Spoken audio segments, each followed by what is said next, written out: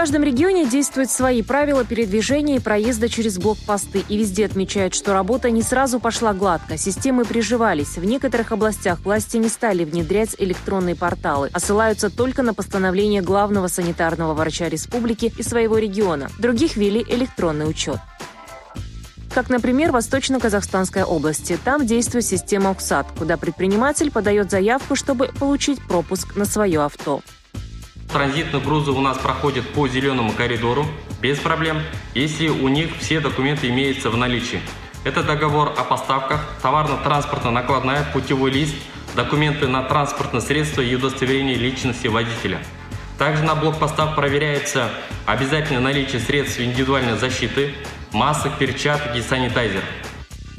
В Павлодарской области ввели электронную систему pvlinfo.kz, синхронизированную с базой Сергек. Основная нагрузка, отмечают в палате, падает на 2 поста по направлениям ВКО и Нур-Султан. Для транзитных грузов ограничений нет при наличии документов. Не всегда можно по ОКЭДу провести автоматически. Бывает так, что у одного предприятия до 4 ОКЭДов находится. И поэтому бывают такие вещи, которые необходимо в ручном режиме сделать. Для этого как раз-таки есть единый колл-центр, номер телефона 1320, где предприниматель звонит, и в рабочем порядке уже эти вещи перепроверяются, отрабатываются и включаются в программу Сергек. Чтобы заехать в столицу, нужно предварительно зарегистрироваться в системе Айхала. В Кустанайской области не стали вводить электронные платформы. Здесь предприниматель отправляет данные в оперативный штаб, который синхронизируется с базой Сергек. Для транзитного груза препятствий нет. Тем, кто собрался заезжать в область, необходимо позаботиться о регистрации заранее, отправив данные на электронный адрес. В Актюбинской области власти отличились. Они ввели достаточно жесткие требования. Грузоперевозчикам при пересечении необходимо помимо всех документов предъявить справку о сдаче анализов на COVID-19. В противном случае водителю придется провести 2-дневный карантин в том населенном пункте, где расположен блокпост. Если отказывается человек, тогда доступ, то есть проезд через блокпост на территории Актюбинской области запрещен. Я согласен о том, что можно было еще по одному варианту пойти. То есть были и такие моменты, когда грузоперевозчик другой области просил: мой контрагент может выехать и забрать этот груз, там на блокпосту. Мы такой вариант тоже предложили. Теперь должностные лица требуют так, что если контрагент с Актюбинска выезжает, он будет по-любому контактировать с этим грузоперевозчиком, и ему по-любому придется лечь на карантин. Это, конечно, абсурд, я понимаю, но до этого доходит. Поэтому в палате рекомендуют предпринимателям быть готовыми к таким требованиям. Транзитным грузоперевозчикам это не грозит. Запреты и ограничения на передвижение в населенных пунктах и между ними действуют и в Западно-Казахстанской области. Там есть свои особенности в правилах. Как сообщили в Палате предпринимателей, не всем бизнесменам с разрешенным видом деятельности было позволено работать, а только части из них. По этим компаниям, то есть которые имели право на деятельность, но каким-то образом не получили разрешение, мы отстаивали их права.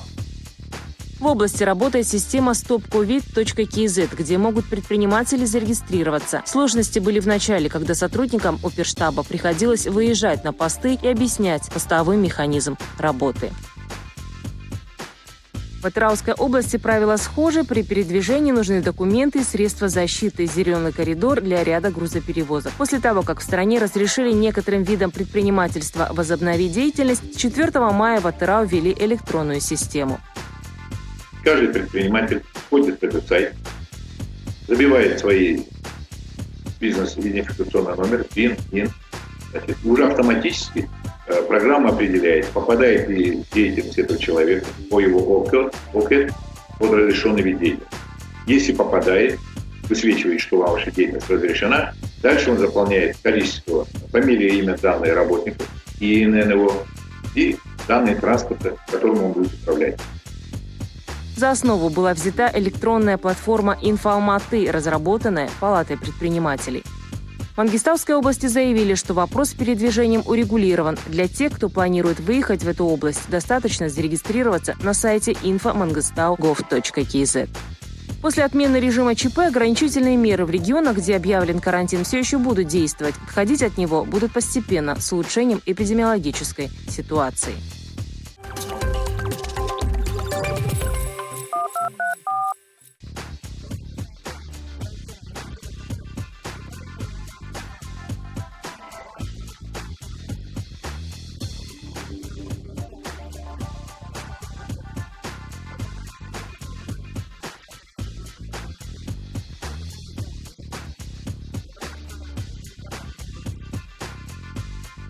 В период режима ЧП в Казахстане пытаются сдержать предельные цены на социально значимые продукты и товары. Что будет после отмены, пока не ясно. Хотя некоторые производители уже заявили, что из-за колебаний курса валют будут вынуждены поднять стоимость своей продукции. Как, например, Аркалыкская птицефабрика, в которой не видят иного выхода, как пересмотреть цены.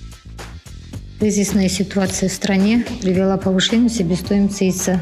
Сейчас пшеница подорожала на 40% по сравнению с тем годом. А премикс аминокислоты, которую мы покупаем с Европы, тоже на 30% подорожала. С января месяца 2020 года субсидий мы не получаем, нам отменили. Но сейчас мы стоимость яйца во время карантина увеличивать не стали, но сокращать персонал тоже. Поэтому мы сейчас посчитываем убытки, и мы больше не можем сдерживать цены на яйцо. По овощной продукции ситуация во время ЧП плачевная. Только сейчас на правительственном уровне решили вопрос с капустой, который у туркестанских фермеров в избытке из-за низкого спроса на внутреннем рынке и соседних странах. Акиматам регионов было поручено закупить у крестьянских хозяйств овощи. Кроме того, фермерам дадут кредиты для проведения второго сева. В период карантина обучение школьников, студентов, а также работа большинства организаций переведены на дистанционный режим. Соответственно, не работают столовые, школ, университетов, колледжей, других учебных заведений. Не работают точки общепита. Соответственно, в связи с этим снизился спрос на капусту. В тепличных хозяйствах тоже хватаются за головы. Спрос снизился, убытки растут. Пока единственный выход они видят в пролонгации отсрочки по кредитам, как минимум на год. У нас в палату обращались тепличные хозяйства, вопросы которых мы рассматривали в рамках расширенного заседания 7 апреля. Было предложено Институтом Казагро провести пролонгацию по кредитам. В свою очередь, по информации финансовые институты уже начали прием заявок от тепличных хозяйств.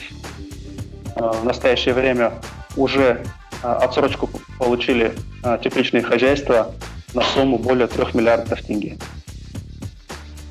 Между тем, в Министерстве торговли предложили своеобразный выход в случае повторения ситуации и обеспечения продовольственной безопасности. Строительство оптово-распределительных центров в областях, где предприниматели могут хранить и реализовывать свою продукцию. То есть это точка встречи между сельхозтоваропроизводителями и потребителями товара. Это на функционирование оптово-распределительных центров будет положительно сказываться на цене товара. Во-первых, это обеспечит конкуренцию. Условия хранения, то есть все оптово-распределительные центры будут оснащены специальным оборудованием, будут условия хорошие, температура, воздух, холодильные, морозильные камеры. То есть все это будет направлено на длительное хранение, обеспечить длительное хранение. Проект планируют реализовать в 3 этапа. 5 овощехранилищ начнут строить уже в этом году. Общая стоимость оценивается более чем 237 миллиардов тенге.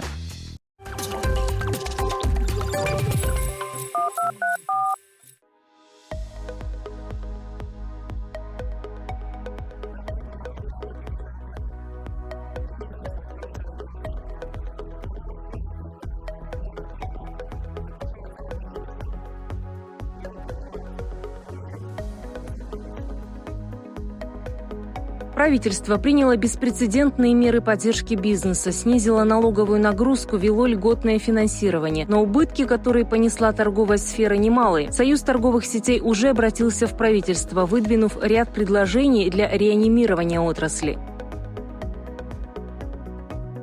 В Союзе предлагают ввести программу льготного кредитования для предприятий, вошедших в перечень системообразующих в виде рефинансирования текущих займов и предоставления оборотных займов по льготной ставке. Освободить от уплаты налогов, отчислений и взносов с фонда оплаты труда и налога на имущество и землю. Ущерб подсчитывают и продовольственные, и непродовольственные компании. Многие магазины по продаже бытовой техники лишились доходов более чем на 80%, несмотря на то, что работали онлайн. Не всем удалось решить вопрос с отменой арендной платы. Некоторые бренды, напротив, наладили продажи в сети и уверены, что смогут быстро восстановиться. Помимо негативных факторов, были и положительные факторы. Мы стали лучше работать онлайн. Мы стали больше намного продавать онлайн, чем в стандартной ситуации.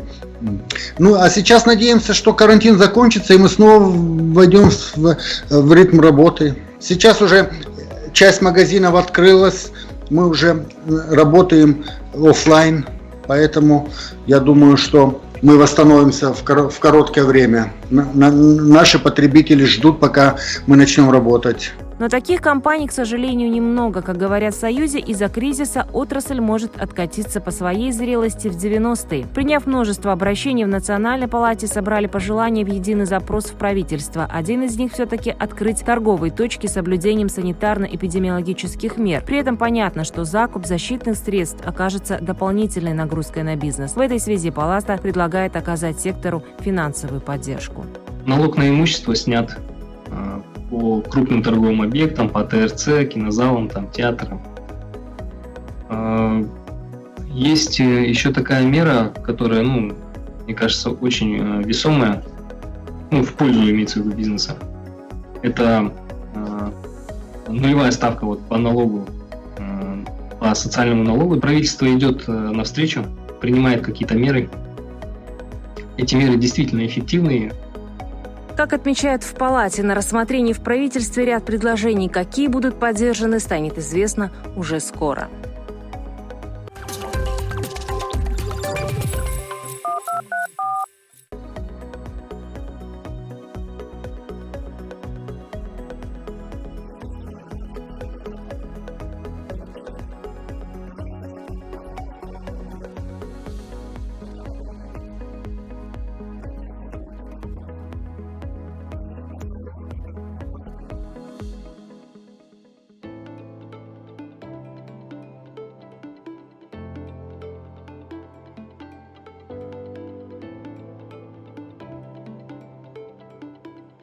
Где я могу получить общую информацию о государственных закупках сразу с 5 площадок? Портал «Единое окно закупок» – сервис, созданный для привлечения наибольшего количества отечественного бизнеса в сферу закупок и упростить поиск актуальной информации с 5 главных закупочных площадок страны – государственных закупок, квазигосударственного сектора, недропользователей и коммерческие закупки. Благодаря сервису поставщики могут своевременно подготовиться к конкурсу, заранее изучить закуп заказчика сразу на 5 площадках, узнать обо всех актуальных объявлениях, изучить требования, найти возможных субподрядчиков и партнеров по поставкам.